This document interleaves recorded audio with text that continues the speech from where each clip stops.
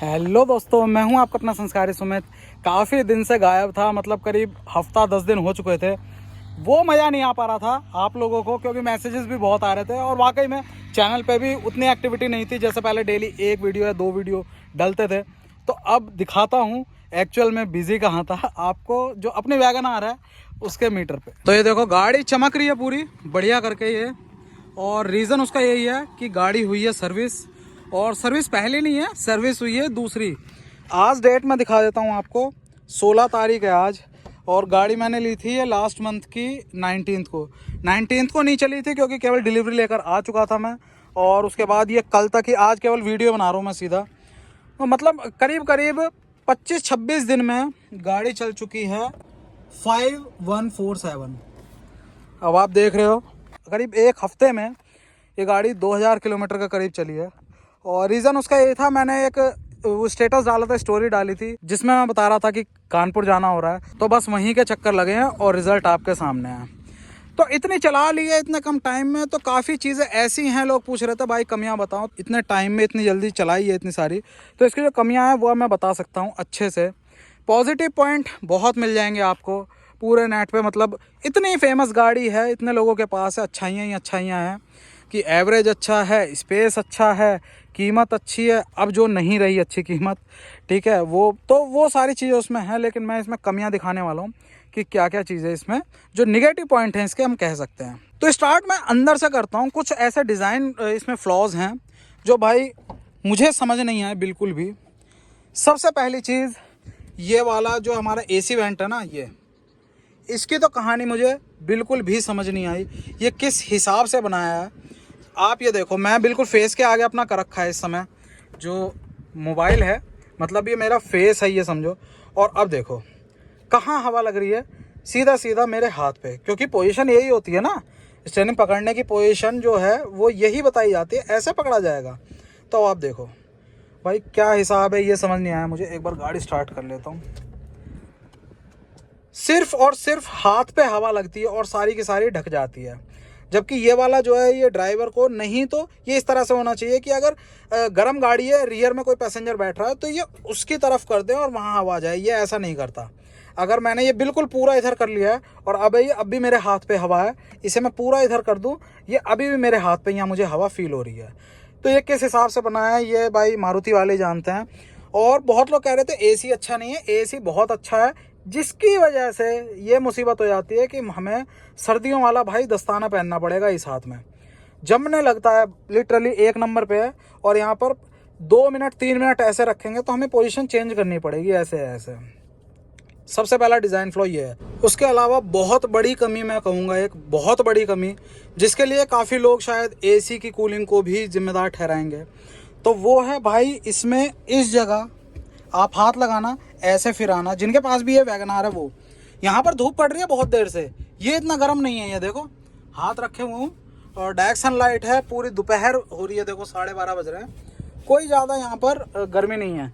लेकिन यहाँ पर, और ये जो एरिया है ना, ये यहाँ पर ये प्लास्टिक है भाई, यहाँ पर हाथ लगाना भारी पड़ता है, इतना गर्म हो जाता है।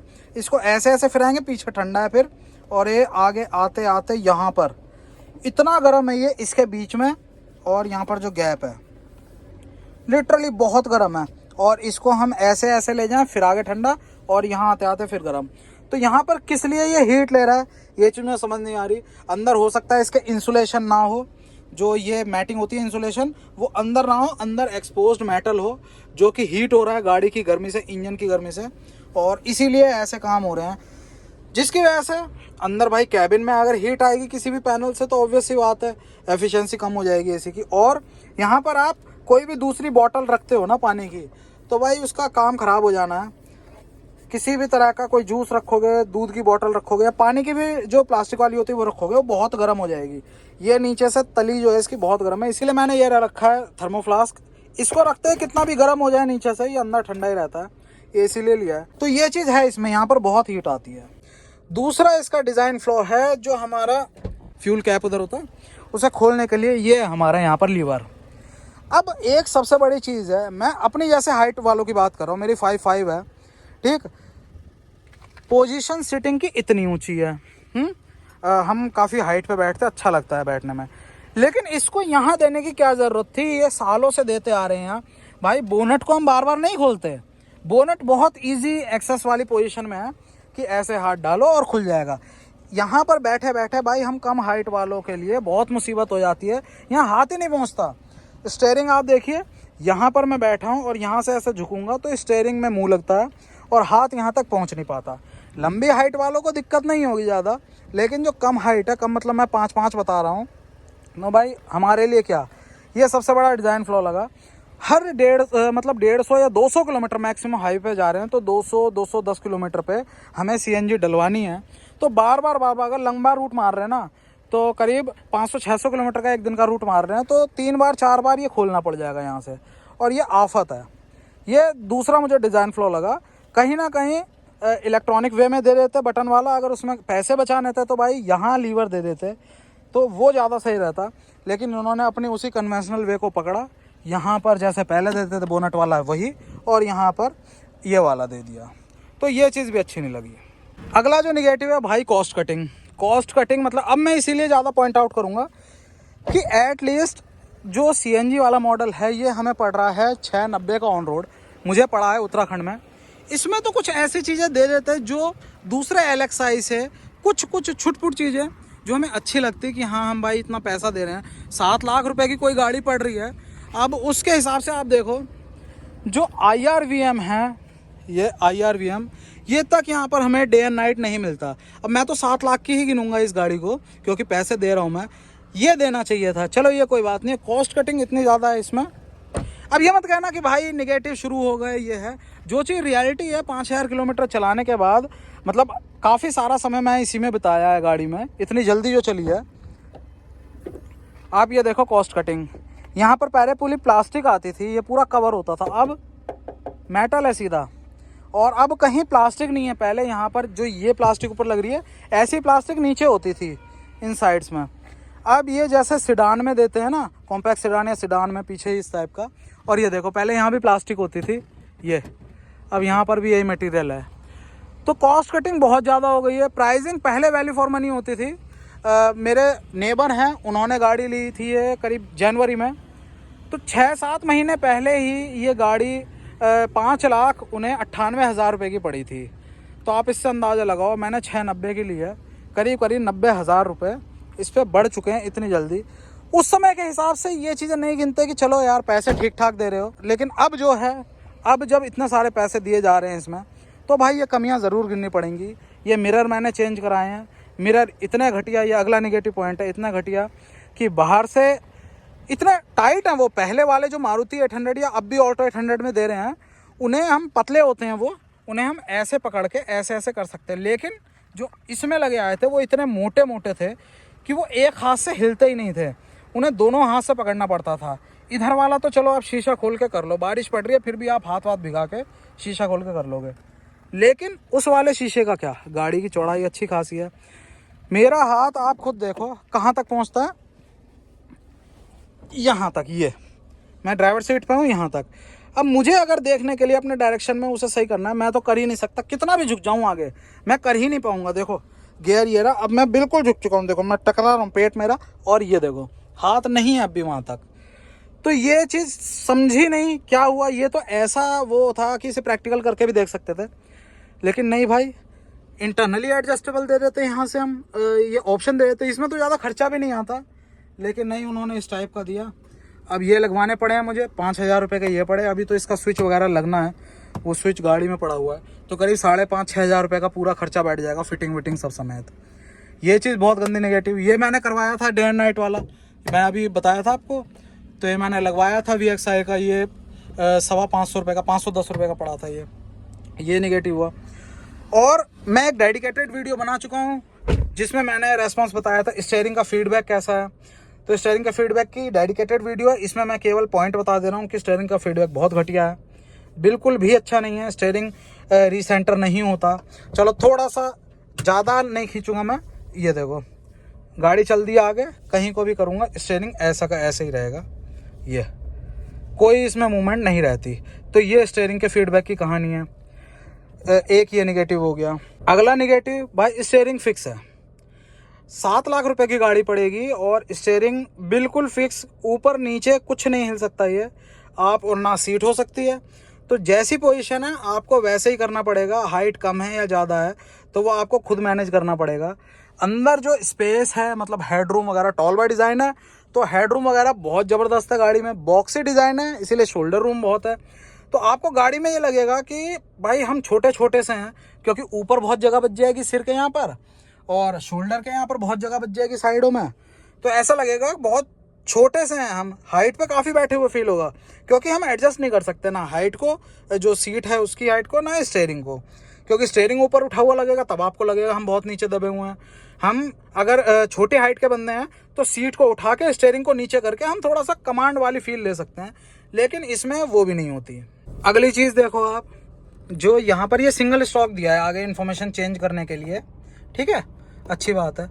लेकिन अब इस चीज़ को देखो आप, देख रहे हो ये खाली ऐसे करके हिला रहा हूँ, इतना लंबा है, और दूसरा इतना घटिया सा है ये, इतना इतना ऐसे तो ये हिलता है। और दूसरा ये इतना इसमें प्ले है, ये देखो ये भी वर्क नहीं कर रहा क्योंकि अभी पूरा दबा ही नहीं है, इतना प्ले रहता है इसमें। इसके बाद इसे दबा के ये जो कट हो रही है यहाँ ये वर्क करता है, लेकिन इससे पहले का ये इतना, ये ऐसे प्ले, और ये अंदर को इतना प्ले रहता ही है इसमें। ये चीज़ इतनी बेकार है। और दूसरी चीज़ यहाँ कॉस्ट कटिंग देखो आप, जो हैंडल है बहुत गाड़ियाँ देखी हैं यहाँ पर कवर कर दिया जाता है कि अच्छे नहीं लगते, लेकिन इसमें देखो वो भी ओपन है, यहाँ पर कोई कैप भी नहीं लगाई हुई। तो अब कितनी चीज़ें गिनाऊं, छोटी छोटी हैं, इस तरह की तो काफ़ी हैं। लेकिन भाई लोग कहेंगे, जैसे पहले भी कहा है कि तुमने ऑडी नहीं ले ली है, जैसे मैंने स्टीयरिंग वाला वीडियो बनाया था कि तुमने ऑडी नहीं ले ली, तो भाई मैं ये थोड़ी मांग रहा हूँ कि सनरूफ नहीं दी इसमें जो एयर सस्पेंशन नहीं दिया, इसमें बलून सस्पेंशन नहीं दिया, इसमें जो टरेन मोड है वो नहीं दी, ये थोड़ी कह रहा हूँ मैं। ये तो छोटी छोटी सी चीज़ें हैं जो देखने में अच्छी लगेंगी, और जो 7 लाख रुपए अगर दे रहे हैं तो उसके हिसाब से हम जस्टिफाई कर सकें। मैं वो फंक्शन नहीं मांग रहा इसमें, और ये अगर मांगता हूँ, ये अगर कहता हूँ फिट एंड फिनिश थोड़ी सही होनी चाहिए, तो वो भाई डिमांड गलत नहीं है, वो सबकी डिमांड होनी चाहिए। उसके बाद बात करें एक और नेगेटिव पॉइंट, भाई इसमें पता नहीं कहाँ से इसमें डस्ट आती है अंदर कैबिन में। और आप ये कहोगे कि हाँ एसी कैबिन फिल्टर जो है वो गंदा हो जाए तो डस्ट आने लगती है, माना मैंने, लेकिन अभी कुल 5000 किलोमीटर चली है गाड़ी। 1000 किलोमीटर पे जो सर्विस हुई उसमें वो हवा लगी साफ़ हुआ। अब दोबारा सर्विस हुई है, देखो कल ही सर्विस करा के लाया हूँ, तो आप ये देखो यहाँ पर आपको दिख रहा है ये है, और डैशबोर्ड पे जगह जगह रोएं जैसे से और धूल जैसी दिखने लगी है। और ऐसा नहीं है कहीं डस्ट में, मैंने अब तक केवल शाम को करवा के लाया था और मैंने गाड़ी खड़ी कर दी थी बस। अंदर सर्विस हुई थी जो सर्विस सेंटर उसके अंदर, वहाँ से लेकर मैं आया और आज खोल के बैठा हूँ मैं गाड़ी में।